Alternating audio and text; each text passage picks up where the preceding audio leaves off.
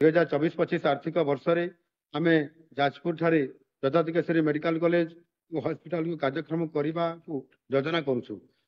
2025-26 सुधा फुलवाणी सरकारी medical college और hospital एवं 2026-27 सुधा तालचेर पवित्र मोहन प्रधान मेडिकल कॉलेज और हॉस्पिटल को कार्यक्रम कर योजना रही। बाचस्पति महोदय, जनसाधारण को केमोथेरापी, ऑन्को सर्जरी, रेडियोथेरापी एवं पालिएटिव केयर क्षेत्र में सेवा जोगे देवाई आगामी 5 वर्ष मध्य 1046 कोटी व्यय आम 11टी कर्कट रोग सेवा केन्द्र प्रतिष्ठा कर योजना करूँ। तेणु चलित वर्ष बजेट रे 211 कोटी टंका व्यय बरादर प्रस्ताव रही। राज्य सरकार 150 कोटी टंका व्यय अटकल रे नाइजर रे टाटा मेमोरियल सेंटर, मुंबई रो सहभागितार एक साइक्लोट्रॉन यूनिट प्रतिष्ठा करेंगे। एथिपाई 2023-24 आर्थिक वर्ष रे प्रथम किस्ती बाबद 75 कोटी टंका प्रदान करा जायथिबा बेले चलित आर्थिक वर्ष अवशिष्ट 75 कोटी टंका प्रदान पाई एही बजेट रे प्रस्ताव रखा जायछि। बाचस्पति महोदय, जाजपुर, बालेश्वर, बलांगीर, पुरी, कोरापुट, मयूरभंज और तालचेर ठारे मेडिकल कॉलेज थिबा स्थान रे आम सरकार केंद्र सरकार प्रवर्तित योजना scheme for augmenting nursing education establishment of new colleges of nursing CON in co-location with medical colleges अधीन 86 कोटी टंका व्यय अटकल 7टी नूतन नर्सिंग कॉलेज प्रतिष्ठा करने निष्पत्ति नहीं। 2024-25 बजेट रे 57 कोटी टंकार व्यय बरादर प्रस्ताव रही। नूतन नर्सिंग कॉलेज गुड़िकर प्रतिष्ठा हेले यह स्वास्थ्य सेवा को सुदृढ़ करने सहित स्वास्थ्य क्षेत्र में जोग देवाई युववर्ग अधिक नियुक्ति सुजोग सृष्टि कर राज्य डाक्तर घोर अभाव को दूर करने, राज्यर विभिन्न स्वास्थ्यकारी स्वास्थ्य केन्द्र में लोकों को उन्नत स्वास्थ्य सेवा जोगे देवा एवं योग्य स्वास्थ्यकर्मी नियुक्ति सुनिश्चित करने डाक्तर और आनुषंगिक स्वास्थ्यकर्मी मान व्यापक नियुक्ति अभियान आरंभ कर क्रम 2024-25 रे 3000 डाक्तर और स्वास्थ्यकर्मी को नियुक्ति दिया। जातीय स्वास्थ्य मिशन अधीन 2095 कोटी टंका एवं PM ABHIM योजना रे 338 कोटी टंका व्यय बरादर प्रस्ताव रखा जायछि। यह व्यतीत जातीय आयुष मिशन 20 कोटी टंका प्रदान करा जायछि। माननीय बाचस्पति महोदय, स्वामी विवेकानंद भाषा रे शिक्षा हेउछि अंधारु आलोक अभिमुखे यात्रा। व्यक्तिर विकासर मूल भित्ति रूपे आम सरकार शिक्षा को गुरुत्व को हृदयंगम करिसेंति। विभिन्न आह्वानर सम्मुखीन हवा और छात्र छात्री और शिक्षक मान भित्तिभूमिर गुणवत्ता और सामग्रिक शिक्षण अभिज्ञतार उन्नति आने विभिन्न योजना प्रस्तुत करा जायछि। राज्यर गुणात्मक शिक्षा माध्यम सबु शक्तिर व्यापक विकास सुनिश्चित करने निमित्त शिक्षा क्षेत्र लगी 35,536 कोटी टंका चिन्हित करा जायछि। आम सरकार जातीय शिक्षा नीति NEP 2020 अनुजाई एक राज्य स्तरीय शिक्षा नीतिर विकास एवं प्रणयन को चूड़ांत रूप देवाई उत्सर्गीकृत राज्य स्तरीय स्टीयरिंग कमिटी गठन करा जाई निर्धारित समय सीमा मध्य संपूर्ण प्रस्तुति सह नीति निर्धारण प्रक्रिया आरंभ होब। 2024-25 आर्थिक वर्षरु PM श्री योजना को समग्र राज्य में कार्यकारी करने आम सरकार एक ऐतिहासिक निष्पत्ति नहीं। विद्यालय गुड़िक उत्कर्ष केन्द्र परिणत कर शिक्षा अनुकूल वातावरण और गुणात्मक शिक्षण कौशल उपलब्ध होब। यह सहित चलित शिक्षा वर्ष रे हाई स्कूल गुड़िक एक समन्वित आकांक्षी पाठ्यक्रम प्रचलन करा 2024-25 श्रेणी गुड़िक कंप्यूटर और मौलिक कोडिंग पाठ्यक्रम प्रचलन होगाकू जाउअछि।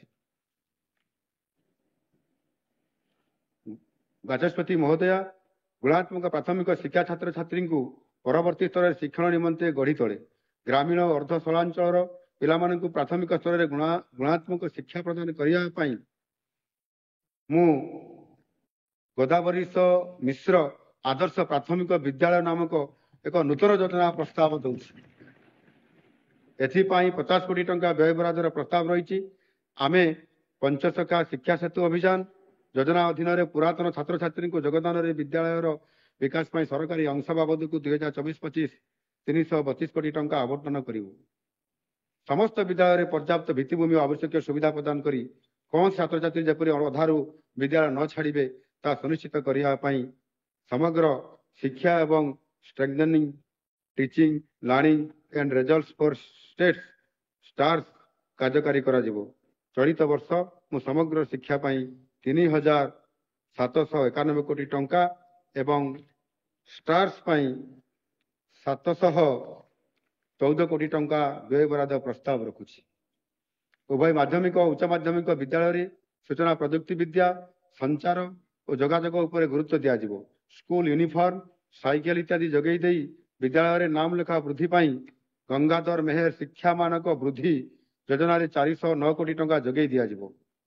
ପ୍ରଥମରୁ 8ମ ଶ୍ରେଣୀ ପର୍ଯ୍ୟନ୍ତ ଛାତ୍ରଛାତ୍ରୀଙ୍କୁ ମଧ୍ୟାହ୍ନ ଭୋଜନ ପ୍ରଦାନ କରୁଥିବା ପ୍ରମୁଖ ଯୋଜନା PM ପୋଷଣକୁ ଆମ ସରକାର ପ୍ରାଧାନ୍ୟ ଦେଉଛନ୍ତି। ଚଳିତ ଆର୍ଥିକ ବର୍ଷ ପାଇଁ ବଜେଟରେ ଏଥି ନିମିତ୍ତ 997 କୋଟି ଟଙ୍କାର ବ୍ୟୟବରାଦ ପ୍ରସ୍ତାବ ରହିଛି। ସ୍କୁଲ ଡ୍ରପ୍ ଆଉଟ୍ ହାର ସାଧାରଣତଃ ଛାତ୍ରଛାତ୍ରୀ ଏବଂ ବିଶେଷ କରି ଆଦିବାସୀ ସମ୍ପ୍ରଦାୟ ମଧ୍ୟରେ ଏକ ଚିନ୍ତାର ବିଷୟ। ଆଦିବାସୀ ଅଞ୍ଚଳରେ ଦାରିଦ୍ର୍ୟ ଦୁର୍ବଳ ଭିତ୍ତିଭୂମି ଏବଂ ସୀମିତ ସମ୍ବଳ ଭଳି ସାମାଜିକ ଅର୍ଥନୈତିକ କାରଣଗୁଡ଼ିକ ହେଉଛି ଡ୍ରପ୍ ଆଉଟ୍ ସମସ୍ୟାର କେତେକ ପ୍ରମୁଖ କାରଣ। ପ୍ରାଥମିକ ଶ୍ରେଣୀରୁ ମାଧ୍ୟମିକ ଶ୍ରେଣୀ ଓ ପୁନଶ୍ଚ ମାଧ୍ୟମିକ ଶ୍ରେଣୀରୁ ଉଚ୍ଚ ମାଧ୍ୟମିକ ଶ୍ରେଣୀ ମଧ୍ୟରେ ସ୍କୁଲ ଡ୍ରପ୍ ଆଉଟ୍ ହାରକୁ ରୋକିବା ପାଇଁ ରାଜ୍ୟ ସରକାର ଆମର ନିର୍ବାଚନୀ ପ୍ରତିଶ୍ରୁତି ଅନୁଯାୟୀ ମାଧବ ସିଂ ହାତ ଖର୍ଚ୍ଚ ନାମକ ଏକ ନୂତନ ଯୋଜନା କାର୍ଯ୍ୟକାରୀ କରିବାକୁ ନିଷ୍ପତ୍ତି ନେଇଛନ୍ତି। ଏହି ଯୋଜନାରେ 8ମ ବା 10ମ ଶ୍ରେଣୀରେ ଉତ୍ତୀର୍ଣ୍ଣ ହୋଇଥିବା ଏବଂ 9ମ ଓ ଏକାଦଶ ଶ୍ରେଣୀରେ ନାମ ଲେଖାଇବାକୁ ଥିବା ପ୍ରତ୍ୟେକ ଅନୁସୂଚିତ ଜନଜାତି ଛାତ୍ରଛାତ୍ରୀଙ୍କୁ ବାର୍ଷିକ 5,000 ଟଙ୍କା ପ୍ରୋତ୍ସାହନ ରାଶି ପ୍ରଦାନ କରାଯିବ। ଏହି ଯୋଜନା ଦ୍ୱାରା ଚଳିତ ବର୍ଷ ପ୍ରାୟ 3 ଲକ୍ଷ ଅନୁସୂଚିତ ଜନଜାତି ଛାତ୍ରଛାତ୍ରୀ ଉପକୃତ ହେବେ ବୋଲି ଆଶା କରାଯାଉଛି। ତେଣୁ ମୁଁ ବଜେଟ୍ ଆକଳନ 2024-25ରେ ଏହି ଯୋଜନା ଅଧୀନରେ 156 କୋଟି ଟଙ୍କା ବ୍ୟୟବରାଦ କରିବାକୁ ପ୍ରସ୍ତାବ ଦେଉଛି। ଏତଦ୍‌ବ୍ୟତୀତ ଅନୁସୂଚିତ ଜନଜାତି ଅନୁସୂଚିତ ଜାତି ଅନ୍ୟାନ୍ୟ ପଛୁଆ ବର୍ଗ ଓ ଆର୍ଥିକ ଅନଗ୍ରସର ବର୍ଗର ଛାତ୍ରଛାତ୍ରୀଙ୍କୁ ବୃତ୍ତି ପ୍ରଦାନ ନିମନ୍ତେ ଚଳିତ ବର୍ଷ ବଜେଟରେ 1,170 କୋଟି ଟଙ୍କା ବ୍ୟୟବରାଦ କରାଯାଉଛି। ଓଡ଼ିଶା ସରକାର ପ୍ରଥମ ଥର ପାଇଁ ପ୍ରଧାନମନ୍ତ୍ରୀ ଉଚ୍ଚତର ଶିକ୍ଷା ଅଭିଯାନ ଯୋଜନା PM ଉଷା ପ୍ରଚଳନ କରୁଛନ୍ତି, ଯେଉଁଥିରେ ଉଚ୍ଚଶିକ୍ଷାରେ ସମାନତା ଉପଲବ୍ଧତା ଓ ଅନ୍ତର୍ଭୁକ୍ତିକରଣ ଉପରେ ଗୁରୁତ୍ୱ ଦିଆଯାଇଛି। କେନ୍ଦ୍ର ଓ ରାଜ୍ୟ ମଧ୍ୟରେ 60-40 ଅନୁପାତରେ ପାଣ୍ଠି ସହାୟତାରେ ଗୁଣାତ୍ମକ ଶିକ୍ଷାଦାନ ଓ ଶିକ୍ଷଣ ପ୍ରକ୍ରିୟାର ବିକାଶ ଶିକ୍ଷାନୁଷ୍ଠାନ ଗୁଡ଼ିକର ସ୍ୱୀକୃତି ସୂଚନା ଯୋଗାଯୋଗ ଓ ପ୍ରଯୁକ୍ତି ବିଦ୍ୟା ଭିତ୍ତିକ ଡିଜିଟାଲ ଭିତ୍ତିଭୂମି ସୃଷ୍ଟି କରିବା ସହ ବହୁ ବିଭାଗୀୟ ପାଠ୍ୟକ୍ରମ ମାଧ୍ୟମରେ ନିଯୁକ୍ତି ଦକ୍ଷତା ବୃଦ୍ଧି କରିବା ଏହି ପଦକ୍ଷେପର ଲକ୍ଷ୍ୟ। ଏହି ଯୋଜନା ପାଇଁ 155 କୋଟି ଟଙ୍କା ବ୍ୟୟବରାଦର ପ୍ରସ୍ତାବ ରହିଅଛି। ସରକାରୀ ଓ ବେସରକାରୀ ମହାବିଦ୍ୟାଳୟ ଏବଂ ବିଶ୍ୱବିଦ୍ୟାଳୟ ଗୁଡ଼ିକରେ ଏକାଡେମିକ୍ ପ୍ରଶାସନିକ ପାଠାଗାର ହଷ୍ଟେଲ କୋଠା ନିର୍ମାଣ ତଥା ଭିତ୍ତିଭୂମି ବିକାଶ ପାଇଁ 2024-25 ବଜେଟରେ 325 କୋଟି ଟଙ୍କା ବ୍ୟୟବରାଦରେ ପ୍ରସ୍ତାବ ରହିଛି। ଆମ ସରକାର ଆଦିବାସୀ ଭାଷାର ସଂରକ୍ଷଣ ଏବଂ ପ୍ରୋତ୍ସାହନ ପାଇଁ ଗୁଣାତ୍ମକ ଶିକ୍ଷାର ଆଧୁନିକୀକରଣ ବିଶ୍ୱବିଦ୍ୟାଳୟ ଯୋଜନା ଅଧୀନରେ ସରକାରୀ ବିଶ୍ୱବିଦ୍ୟାଳୟ ଗୁଡ଼ିକରେ 26ଟି ଭାଷା ଗବେଷଣାଗାର ସ୍ଥାପନ କରିବେ। ଏତଦ୍‌ବ୍ୟତୀତ ବିଦେଶୀ ବିଶ୍ୱବିଦ୍ୟାଳୟରେ ସ୍ନାତକୋତ୍ତର ଓ ଡକ୍ଟରୀ ପାଠ୍ୟକ୍ରମ ଅଧ୍ୟୟନ ପାଇଁ ଓଡ଼ିଆ ଉତ୍ତମ ଛାତ୍ରବୃତ୍ତି ଯୋଜନା ମାଧ୍ୟମରେ ପ୍ରତିବର୍ଷ 30 ଜଣ ଅନୁସୂଚିତ ଜାତି ଓ ଜନଜାତି ଛାତ୍ରଛାତ୍ରୀଙ୍କୁ 7% ଛାତ୍ରବୃତ୍ତି ପ୍ରଦାନ କରାଯିବ। ବାଚସ୍ପତି ମହୋଦୟା, ମୁଁ ମୁଖ୍ୟମନ୍ତ୍ରୀ ମେଧାବୀ ଛାତ୍ର ପ୍ରୋତ୍ସାହନ ଯୋଜନା ମାଧ୍ୟମରେ ଯୋଗ୍ୟ ସ୍ନାତକ ଓ ସ୍ନାତକୋତ୍ତର ଛାତ୍ରଛାତ୍ରୀମାନଙ୍କୁ ବୈଷୟିକ ଓ ବୃତ୍ତିଗତ ପାଠ୍ୟକ୍ରମ ନିମିତ୍ତ ଛାତ୍ରବୃତ୍ତି ପ୍ରଦାନ ପାଇଁ 701 କୋଟି ଟଙ୍କା ବ୍ୟୟବରାଦର ପ୍ରସ୍ତାବ ଦେଉଛି। ମେଧାବୀ ଛାତ୍ରଛାତ୍ରୀମାନଙ୍କୁ ଲାପଟପ୍ ବିତରଣ କରିବା ପାଇଁ ଗୋଦାବରୀଶ ବିଦ୍ୟାର୍ଥୀ ପ୍ରୋତ୍ସାହନ ଯୋଜନା ଅଧୀନରେ 54 କୋଟି ଟଙ୍କା ବ୍ୟୟବରାଦର ପ୍ରସ୍ତାବ ରହିଛି। ଆମର ଯୁବପିଢ଼ିକୁ ଭବିଷ୍ୟତର ଦକ୍ଷତା ସହ ରୋଜଗାରକ୍ଷମ କରିବା ଏବଂ ଶିଳ୍ପର ଚାହିଦା ପୂରଣ ପାଇଁ ଦକ୍ଷ ମାନବ ସମ୍ବଳ ସୃଷ୍ଟି କରିବାର ଦ୍ୱୈତ ଉଦ୍ଦେଶ୍ୟରେ ମୁଁ ଦକ୍ଷତା ବିକାଶ ଏବଂ ବୈଷୟିକ ଶିକ୍ଷା ପାଇଁ ବ୍ୟୟବରାଦକୁ 60% ବର୍ଦ୍ଧିତ କରି 1,583 କୋଟି ଟଙ୍କା ପ୍ରସ୍ତାବ ଦେଉଛି, ଯେଉଁଥିରେ କାର୍ଯ୍ୟକ୍ରମ ବ୍ୟୟ ପାଇଁ 1,050 କୋଟି ଟଙ୍କା ଅନ୍ତର୍ଭୁକ୍ତ ଅଟେ। ମୁଁ କ୍ରୀଡ଼ା ଏବଂ ଯୁବ ସମାଜ ସେବା ପାଇଁ 1,315 କୋଟି ଟଙ୍କା ବ୍ୟୟ ବରାଦର ପ୍ରସ୍ତାବ ଦେଉଛି, ଯେଉଁଥିରେ କାର୍ଯ୍ୟକ୍ରମ ବଜେଟ୍ ଅଧୀନରେ 1,210 କୋଟି ଟଙ୍କା ଅନ୍ତର୍ଭୁକ୍ତ। କ୍ରୀଡ଼ାର ପ୍ରୋତ୍ସାହନ ପାଇଁ ଆମ ସରକାର ପ୍ରଥମ ଥର ପାଇଁ ରାଜ୍ୟର ସମସ୍ତ ଅଂଶୀଦାରଙ୍କ ସହ ଆଲୋଚନା କରି କ୍ରୀଡ଼ା ଅନ୍ୟ ରାଜ୍ୟ ଓ କେନ୍ଦ୍ରଶାସିତ ଅଞ୍ଚଳ ତଥା ଓଡ଼ିଶାର ପ୍ରତ୍ୟେକ ଜିଲ୍ଲାର ହସ୍ତଶିଳ୍ପ ସାମଗ୍ରୀ ବିକ୍ରି ପାଇଁ ବିକ୍ରୟ କେନ୍ଦ୍ରର ବିଶେଷ ବ୍ୟବସ୍ଥା ରହିବ। ୟୁନିଟି ମଲ୍ର ନିର୍ମାଣ କାର୍ଯ୍ୟ ଇଡ୍କୋ ଦ୍ୱାରା ସମ୍ପାଦିତ ହେବ। ବାଚସ୍ପତି ମହୋଦୟା, ପାରମ୍ପରିକ ହସ୍ତଶିଳ୍ପର ନିୟୋଜିତ ଶିଳ୍ପୀମାନଙ୍କୁ ଆର୍ଥିକ ସହାୟତା ସହ ସ୍ଥାନୀୟ ଉତ୍ପାଦ, କଳା, ହସ୍ତଶିଳ୍ପ ମାଧ୍ୟମରେ ବହୁ ପୁରୁଣା ପରମ୍ପରା ଓ ବିବିଧ ଐତିହ୍ୟକୁ ବଞ୍ଚାଇବା ପାଇଁ ରାଜ୍ୟରେ PM ବିଶ୍ୱକର୍ମା ଯୋଜନା କାର୍ଯ୍ୟକାରୀ କରାଯିବ। ଓଡ଼ିଶାର ଗୁରୁତ୍ୱପୂର୍ଣ୍ଣ ପାରମ୍ପରିକ କୁଟୀର ଶିଳ୍ପମାନଙ୍କ ମଧ୍ୟରେ ହସ୍ତତନ୍ତ ଅନ୍ୟତମ। କୃଷି କ୍ଷେତ୍ର ପରେ ହସ୍ତତନ୍ତ ଶିଳ୍ପ ଦ୍ୱିତୀୟ ସର୍ବବୃହତ ନିଯୁକ୍ତିର ସୁଯୋଗ ଯୋଗାଇଥାଏ। ଓଡ଼ିଶାର ହସ୍ତତନ୍ତ ଉତ୍ପାଦ ଗୁଡ଼ିକ ନିଜର ସୂକ୍ଷ୍ମ କଳାତ୍ମକ ରୂପରେଖ, ରଙ୍ଗ ସଂଯୋଜନ, ଉତ୍କୃଷ୍ଟ କାରିଗରୀ, ଉତ୍କର୍ଷ ଏବଂ ସ୍ଥାୟିତ୍ୱ ପାଇଁ ଦେଶ ବିଦେଶରେ ବ୍ୟାପକ ସ୍ୱୀକୃତି ଲାଭ କରିଛି। ଅଧିକ ସଂଖ୍ୟକ ନିଯୁକ୍ତି ପ୍ରଦାନ ଏବଂ ରାଜ୍ୟର ବୁଣାକାରଙ୍କର ରୋଜଗାର ବୃଦ୍ଧି ପାଇଁ ହସ୍ତତନ୍ତ କ୍ଷେତ୍ରର ମୁଖ୍ୟ ଲକ୍ଷ୍ୟ।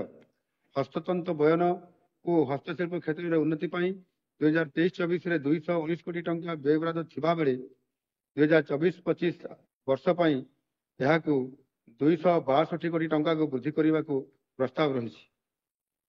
ବୁଣାକାର ଓ କଳାକାରମାନଙ୍କୁ ପ୍ରୋତ୍ସାହିତ କରିବା ପାଇଁ ମୁଖ୍ୟମନ୍ତ୍ରୀ ବରିଷ୍ଠ ବୁଣାକାର ଓ କାରିଗର ସହାୟତା ଯୋଜନା ନାମକ ଏକ ନୂତନ ଯୋଜନା କାର୍ଯ୍ୟକାରୀ କରାଯାଉଛି। ଏହି ଯୋଜନାରେ 40 ବର୍ଷରୁ ଉର୍ଦ୍ଧ୍ୱ ବୟସ୍କ ମହିଳା ଏବଂ 50ରୁ ଉର୍ଦ୍ଧ୍ୱ ବୟସ୍କ ପୁରୁଷ ହସ୍ତତନ୍ତ ବୁଣାକାର ଓ ଆନୁଷଙ୍ଗିକ ଶ୍ରମିକମାନଙ୍କୁ ସହାୟତା ପ୍ରଦାନ କରାଯିବାର ପ୍ରସ୍ତାବ ରହିଛି। ମୁଁ ଏହି ଯୋଜନା ଅଧୀନରେ 12 କୋଟି ଟଙ୍କା ବ୍ୟୟବରାଦର ପ୍ରସ୍ତାବ ରଖୁଛି। ପଶ୍ଚିମ ଓଡ଼ିଶାରେ 3ଟି ଟେକ୍ସଟାଇଲ ହବ୍ ପ୍ରତିଷ୍ଠା ପାଇଁ ପ୍ରସ୍ତାବ ରହିଛି, ଯଦ୍ୱାରା 51,000ରୁ ଅଧିକ ନିଯୁକ୍ତି ସୁଯୋଗ ସୃଷ୍ଟି ହେବ। ଓଡ଼ିଶାରେ ନିହିତ ଥିବା ସମ୍ଭାବନା ହାସଲ କରିବା ପାଇଁ ପର୍ଯ୍ୟଟନ ଏକ ଅନ୍ୟତମ ପ୍ରମୁଖ କ୍ଷେତ୍ର। ଓଡ଼ିଶାକୁ କେବଳ ଯେ ମନ୍ଦିର ମାଳିନୀ ରାଜ୍ୟ ନୁହେଁ, ବରଂ ପ୍ରକୃତି, ବ୍ୟଞ୍ଜନ, କ୍ରୀଡ଼ା ଓ ସ୍ୱାସ୍ଥ୍ୟ ପର୍ଯ୍ୟଟନ ଆଦି କ୍ଷେତ୍ରରେ ଅଗ୍ରଣୀ ରାଜ୍ୟ ରୂପେ ଆମେ ଗଢ଼ି ତୋଳିବୁ।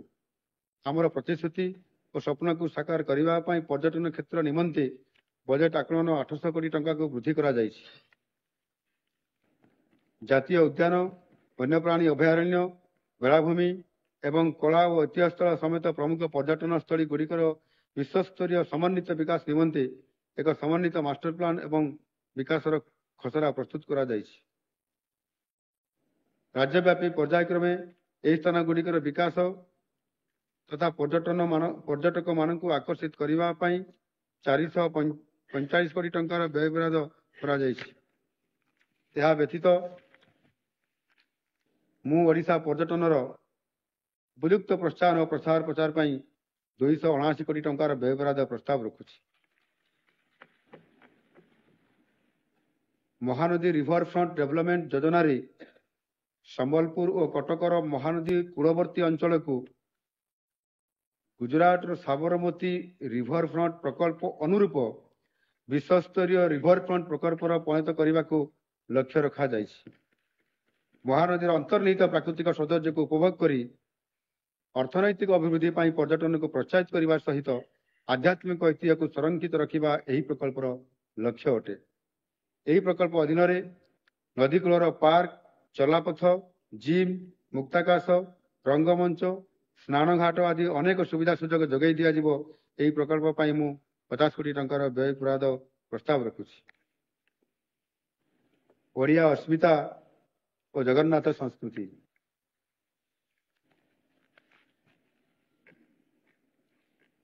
ମାନନୀୟ ବାଚସ୍ପତି ମହୋଦୟା, ମୁଁ ଗୃହକୁ ସ୍ପଷ୍ଟ ଭାବରେ ଆଶ୍ୱାସନା ଦେବାକୁ ଚାହେଁ ଯେ ଓଡ଼ିଶାର ମାଟି ଏବଂ ଏହାର ଭାଷା, ସଂସ୍କୃତି ଓ ଲୋକମାନଙ୍କ ପ୍ରତି ଏହି ସରକାରଙ୍କର ଶ୍ରଦ୍ଧା ଏବଂ ଭଲ ପାଇବା ଆଗାମୀ ଦିନରେ ସମସ୍ତେ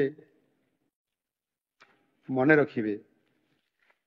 ଏହା କହିବା ଅନାବଶ୍ୟକ ଯେ ଓଡ଼ିଆ ଭାଷାକୁ ଅତୀତରେ ଅବହେଳା କରାଯାଇଛି। ଆମ ସରକାର समस्त सरकारी कार्यालय ओडिया भाषार बहुल व्यवहार पर प्रतिश्रुतिबद्ध। एणु ओडिया अस्मितार प्रचार और प्रसार पर 200 कोटी टंकार एक कर्पस पांठी गठन करने प्रस्ताव अच्छे। ओडिया अस्मितार पुनरुद्धार एवं ओडिशार कला साहित्य संस्कृति और साहित्य को प्रोत्साहित करने विभिन्न पदक्षेप मान ग्रहण करा जिवो, यथा ओडिया अस्मिता भवन निर्माण, ओडिया अनुवाद एकाडेमी प्रतिष्ठा, तालपत्र पांडुलिपि एक विश्वस्तरीय संग्रहालय प्रतिष्ठा, पाइक विद्रोह स्मारक निर्माण, बालीजात्रा को अंतर्जातीय मान्यता प्रदान, कलाकार गौरव निधि योजना प्रस्तुतिकरण, ओडिशा संगीत और नृत्य प्रशिक्षण पर आर्थिक सहायता, जातीय और अंतर्जातीय स्तर विश्वविद्यालय ओडिया चेयर प्रतिष्ठा, जिला स्तरीय ई पाठागार प्रतिष्ठा, सांस्कृतिक दल परिचालन व्यवस्था रे उन्नति।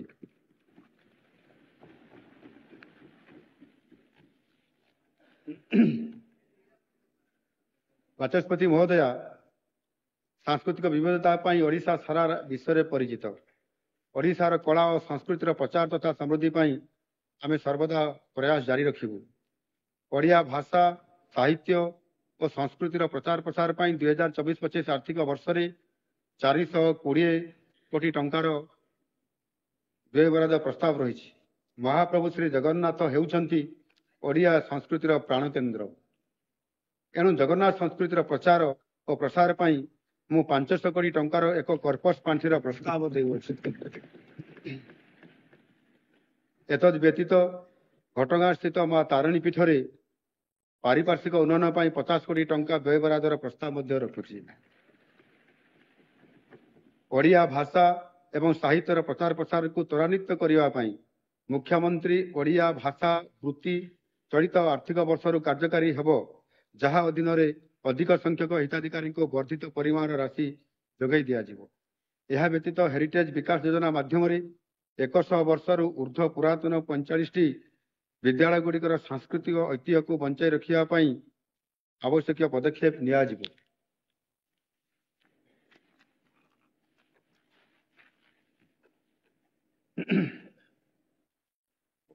ओडिया भाषार प्रसार आईन पाठ्यक्रम, वैषयिक विद्या और भेषज पाठ्यक्रम गुड़िक ओडिया भाषा रे शिक्षादान कराजिवो।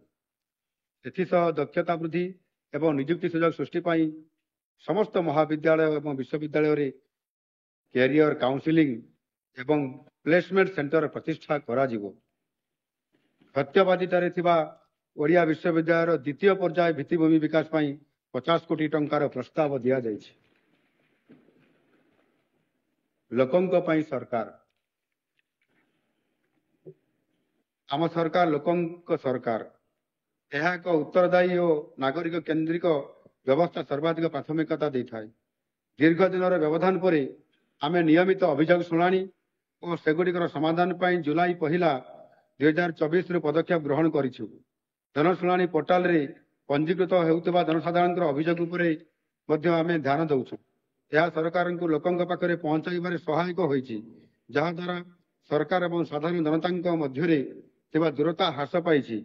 सुशासन माध्यम जनसेवा जोगाइबा आमर प्राथमिक दायित्व। विभिन्न सरकारी योजना और कार्यक्रम सूचना प्रसार एवं जनसचेतनता वृद्धि आम प्रगति प्रवाह शीर्षक एक पत्रिका प्रकाश करने को योजना मध्य रखिछु। वाचस्पति महोदय, खाली पड़ी 1.5 लाख मूल सरकारी पदवी को आगामी 30 मिनिट पर्यंत वृद्धि करागला। वाचस्पति महोदय, खाली पड़ी 1.5 लाख मूल सरकारी पदवी को आगामी 5 वर्ष मध्य निरपेक्ष और स्वच्छतार सहित पूरण करने व्यापक नियुक्ति अभियान हाथ को नियाजिवो। एथिमध्यरु प्रथम 2 वर्ष 65,000 पदवी पूरण कराजिवो। आईन श्रृंखला बजाय रखिबा एवं राज्य में सामग्रिक अभिवृद्धि और विकास निमंते अनुकूल वातावरण सृष्टि करिया पई 8,994 कोटी टंकार प्रस्ताव दिया जायछि, जहाँकि पूर्व वर्षर बजेट आवंटन तुलन में प्राय 23% अधिक। अदालतर अणआवासिक ଏବଂ ଆବାସିକ କୋଠା ନିର୍ମାଣ ପାଇଁ 406 କୋଟି ଟଙ୍କା, ନ୍ୟାୟପାଳିକାର ଭିତ୍ତିଭୂମି ପାଇଁ 220 କୋଟି ଟଙ୍କା ଏବଂ ପୋକ୍ସୋ କୋର୍ଟ ପାଇଁ 56 କୋଟି ଟଙ୍କା ବ୍ୟୟବରାଦ ରହିଛି। ପୋଲିସ ସଂଗଠନର ଉନ୍ନତି, ସେମାନଙ୍କର ଆବାସିକ ଏବଂ ଅଣଆବାସିକ କୋଠା ନିର୍ମାଣ ପାଇଁ 310 କୋଟି ଟଙ୍କା, ଆପଦକାଳୀନ ପ୍ରଶମନ ସହାୟତା ପଦ୍ଧତି ଅଧୀନରେ ସମସ୍ତ ପ୍ରକାର ଜରୁରୀକାଳୀନ ସେବା ଉପଲବ୍ଧ ନିମନ୍ତେ ଡାଏଲ 112ର କାର୍ଯ୍ୟକାରିତା ପାଇଁ 118 କୋଟି ଟଙ୍କା ଏବଂ ଫରେନସିକ୍ ବିଜ୍ଞାନ ପରୀକ୍ଷାଗାରର ସୁଦୃଢ଼ୀକରଣ ପାଇଁ 25 କୋଟି ଟଙ୍କା ଆବଣ୍ଟନର ପ୍ରସ୍ତାବ ରହିଅଛି। ବାଚସ୍ପତି ମହୋଦୟା, ରାଜସ୍ୱ ପ୍ରଶାସନର କ୍ଷେତ୍ର କାର୍ଯ୍ୟାଳୟ ଗୁଡ଼ିକ ଜନସାଧାରଣଙ୍କ ସହିତ ପ୍ରତ୍ୟକ୍ଷ ଭାବରେ ଜଡ଼ିତ ଥିବାରୁ ଏହି କାର୍ଯ୍ୟାଳୟ ଗୁଡ଼ିକରେ ତ୍ୱରିତ ସେବା ଯୋଗାଇବା ପାଇଁ 1769 କୋଟି ଟଙ୍କାର ବ୍ୟୟବରାଦ କରାଯାଇଛି। ଆବାସିକ ଏବଂ ଅଣଆବାସିକ କୋଠାବାଡ଼ି, ଦସ୍ତାବେଜର ଡିଜିଟାଇଜେସନ ଏବଂ ଜବରଦଖଲ ହୋଇଥିବା ସରକାରୀ ଜମିର ସୁରକ୍ଷା ପାଇଁ ପର୍ଯ୍ୟାପ୍ତ ପାଣ୍ଠିର ପ୍ରସ୍ତାବ ରଖାଯାଇଛି। ଆଞ୍ଚଳିକ ବୈଷମ୍ୟ ହ୍ରାସ କରିବା ବର୍ତ୍ତମାନ ସମୟର ସବୁଠାରୁ ବଡ଼ ଆହ୍ୱାନ। ରାଜ୍ୟର ସମସ୍ତ ଅଞ୍ଚଳରେ ବିକାଶ ଏବଂ ସମୃଦ୍ଧି ସୁନିଶ୍ଚିତ କରିବା ପାଇଁ ଆମେ ଆମର ପ୍ରତିବଦ୍ଧତାରେ ଅଟଳ ଅଛୁ। ଏହି ପରିପ୍ରେକ୍ଷୀରେ ପଶ୍ଚିମ ଓଡ଼ିଶା ବିକାଶ ପରିଷଦ ପାଇଁ 500 କୋଟି ଟଙ୍କା, କେବିକେ ବିକାଶ ଯୋଜନା ପାଇଁ 250 କୋଟି ଟଙ୍କା, ବିଧାୟକ ଅନୁଦାନ ପାଣ୍ଠି ପାଇଁ 481 କୋଟି ଟଙ୍କା, ସ୍ୱତନ୍ତ୍ର ସମସ୍ୟା ପାଣ୍ଠି ପାଇଁ 200 କୋଟି ଟଙ୍କା, ସାମାଜିକ ଅର୍ଥନୈତିକ ରୂପାନ୍ତରଣ ଓ ଉନ୍ନତି ସାଧନ ସେତୁ ପାଇଁ 50 କୋଟି ଟଙ୍କା, କନ୍ଧମାଳ ଓ ଗଜପତି ବିକାଶ ଯୋଜନା ପାଇଁ 29 କୋଟି ଟଙ୍କାର ବ୍ୟୟ ପ୍ରସ୍ତାବ ଅଛି। ଭୌଗୋଳିକ ଅବସ୍ଥିତି କାରଣରୁ ଓଡ଼ିଶା ଅନେକ ପ୍ରାକୃତିକ ବିପର୍ଯ୍ୟୟର ସମ୍ମୁଖୀନ ହେଉଛି। ବାତ୍ୟା ଓ ବନ୍ୟା ଆମ ପାଇଁ ସବୁଠାରୁ ବଡ଼ ବିପଦ ରୂପେ ଉଭା ହୋଇଛି। ବିଶେଷ କରି ଉପକୂଳବର୍ତ୍ତୀ ଅଞ୍ଚଳ ବାତ୍ୟା ପ୍ରବଳ ବର୍ଷା ଯୋଗୁଁ ଭୂସ୍ଖଳନ ଓ ପଶ୍ଚିମାଞ୍ଚଳରେ ବାରମ୍ବାର ମରୁଡ଼ି ଆମ ପାଇଁ ଗମ୍ଭୀର ଚିନ୍ତାର ବିଷୟ। ଏହାକୁ ଦୃଷ୍ଟିରେ ରଖି ମୁଁ ବିପର୍ଯ୍ୟୟ ବିପଦ ପରିଚାଳନା ପାଣ୍ଠି ପାଇଁ 3900 କୋଟି ଟଙ୍କାର ପ୍ରସ୍ତାବ ରଖିଛି, ଯେଉଁଥିରେ ରାଜ୍ୟ ବିପର୍ଯ୍ୟୟ ବିପଦ ପରିଚାଳନା ପାଣ୍ଠି ଅଧୀନରେ 2477 କୋଟି ଟଙ୍କା ଏବଂ ଜାତୀୟ ବିପର୍ଯ୍ୟୟ ବିପଦ ପରିଚାଳନା ପାଣ୍ଠି ଅଧୀନରେ 1423 କୋଟି ଟଙ୍କା ଅନ୍ତର୍ଭୁକ୍ତ ଅଟେ। ବାଚସ୍ପତି ମହୋଦୟା, ଆମର ବିଶ୍ୱାସ ଯେ ନୂତନ ଚିନ୍ତାଧାରା ହିଁ ନୂତନ ଅଭିବୃଦ୍ଧିର ମାର୍ଗଦର୍ଶକ। ତେଣୁ ଆମେ ସର୍ବଦା ସାଧାରଣ ଜନତା, ବିଜ୍ଞ ବ୍ୟକ୍ତି ଏବଂ ଅନୁସନ୍ଧାନକାରୀଙ୍କର ମତାମତକୁ ପ୍ରାଧାନ୍ୟ ଦେଇଥାଉ। ଆମେ ସର୍ବଦା ବିଶ୍ୱର ଶ୍ରେଷ୍ଠ ଏବଂ ସଫଳ ବ୍ୟବସ୍ଥାକୁ କାର୍ଯ୍ୟକାରୀ କରିବାକୁ ବ୍ୟଗ୍ର। ଆମ ସରକାରଙ୍କର ମନ୍ତ୍ର ହେଉଛି ସଂସ୍କାର, ପ୍ରଦର୍ଶନ ଏବଂ ରୂପାନ୍ତରଣ। ଆର୍ଥିକ ପରିଚାଳନା କ୍ଷେତ୍ରରେ ଅନେକ ସଂସ୍କାରମୂଳକ ପଦକ୍ଷେପ ନିଆଯାଇଛି ଏବଂ ଅଧିକ ସଂସ୍କାରମୂଳକ ପଦକ୍ଷେପର ଆବଶ୍ୟକତା ମଧ୍ୟ ରହିଛି। ଏହାର ପ୍ରଭାବ ଦୀର୍ଘସ୍ଥାୟୀ ଏବଂ ଏହା ସରକାରୀ ରାଜକୋଷର ସଠିକ ବିନିଯୋଗରେ ସହାୟକ ହେବ ବୋଲି ମୋର ଦୃଢ଼ ଆଶା। ବାଚସ୍ପତି ମହୋଦୟା, ଆମେ ନିକଟରେ କେନ୍ଦ୍ରୀୟ ପ୍ରବର୍ତ୍ତିତ ଯୋଜନା CSS କାର୍ଯ୍ୟକାରୀ କରିବା ପାଇଁ SNA SPARSH ମଡେଲ ନାମକ ବିକଳ୍ପ ପାଣ୍ଠି ପ୍ରବାହ ବ୍ୟବସ୍ଥା ପ୍ରଚଳନ କରିଛୁ। ଏହି ମଡେଲ ଆପଣାଇବାରେ ଓଡ଼ିଶା ହେଉଛି ଦେଶର ଅନ୍ୟତମ ପ୍ରଥମ ରାଜ୍ୟ। PFMS ଆମ ରାଜ୍ୟର IFMS ଏବଂ ସର୍ବଭାରତୀୟ ରିଜର୍ଭ ବ୍ୟାଙ୍କର ଇ-କୁବେର ବ୍ୟବସ୍ଥା ମାଧ୍ୟମରେ ଯୋଜନା କାର୍ଯ୍ୟକାରୀ ସଂସ୍ଥାଗୁଡ଼ିକୁ ଜଷ୍ଟ ଇନ୍ ଟାଇମ୍ ପାଣ୍ଠି ପ୍ରଦାନ ସୁନିଶ୍ଚିତ କରାଯିବାର ବ୍ୟବସ୍ଥା ହୋଇଅଛି। ଉଭୟ କେନ୍ଦ୍ର ଓ ରାଜ୍ୟ ଅଂଶଧନ ଏବଂ ବ୍ୟବସ୍ଥା ଦ୍ୱାରା ସିଧାସଳଖ ହିତାଧିକାରୀ ଓ କାର୍ଯ୍ୟନିର୍ବାହୀ ସଂସ୍ଥାଙ୍କୁ ଠିକ୍ ସମୟରେ ପ୍ରଦାନ କରାଯିବାର ବ୍ୟବସ୍ଥା ଅଛି। ଏବେ 5ଟି କେନ୍ଦ୍ରୀୟ ପ୍ରବର୍ତ୍ତିତ ଯୋଜନା CSS ଏବଂ SNA ସ୍ପର୍ଶ ମଡେଲ ଅଧୀନରେ କାର୍ଯ୍ୟକାରୀ ହେଉଛି।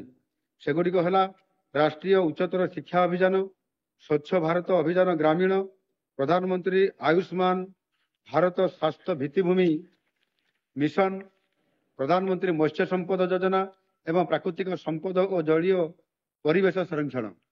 ଚଳିତ ବର୍ଷ କେନ୍ଦ୍ର ସରକାରଙ୍କର ମାର୍ଗଦର୍ଶନରେ ଆହୁରି ଅନେକ ଯୋଜନା ଏହି ବ୍ୟବସ୍ଥା ଅଧୀନରେ କାର୍ଯ୍ୟକାରୀ କରିବାକୁ ଆମେ ପଦକ୍ଷେପ ନେଉଛୁ। ବାଚସ୍ପତି ମହୋଦୟା, आमे आईएफएमएस रे just in time funding system JITFS कार्यकारी करिछु। जीआईटीएफएस रो उद्देश्य होउछि हिताधिकारी मानक बैंक अकाउंट को राज्य सरकारंकर तहबिल रु सठिक समय अर्थ प्रदान सुनिश्चित करिबा। एणिकी सरकारी तहबिल रु सीधासलख हिताधिकारी बैंक अकाउंट को टंका हस्तांतर करा जिवो, जहा फଳରେ योजना कार्यकारी करुवा संस्था तांको बैंक अकाउंट रे पांठी गच्छित रखिबार आवश्यकता रहिबो नाही। एही व्यवस्था द्वारा कार्यनिर्वाही संस्था गुड़िक एक स्वयंचालित प्लाटफर्म माध्यम ई पेमेंट अनुरोध दाखल करिपारिबे एवं निरविच्छिन्न पांठी वितरण संभव हबो। जेहेतु हिताधिकारी अकाउंट को सीधासलख अर्थ हस्तांतर करा जिवो, कार्यनिर्वाही संस्था गुड़िक द्वारा यूसी दाखल करिवार आउ आवश्यकता रहिबो नाही।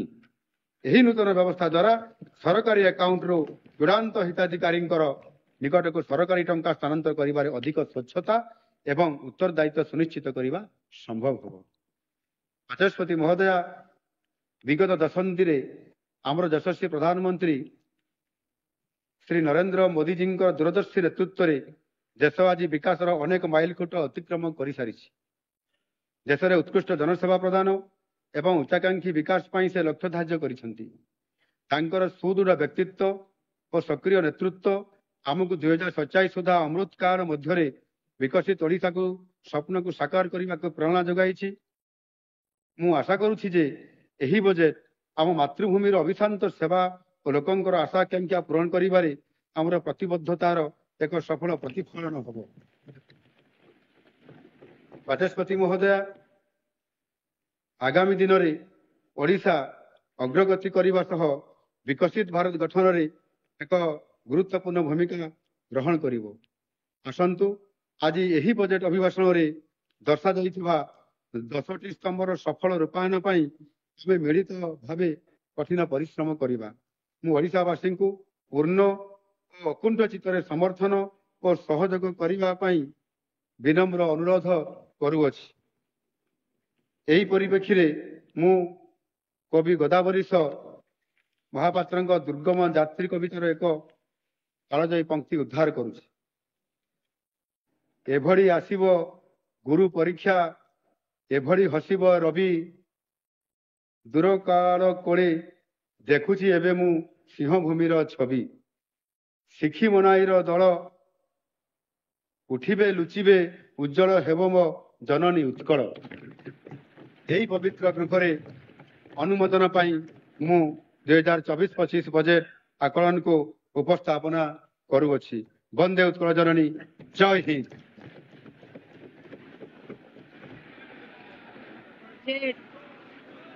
बजेट उपस्थापित है।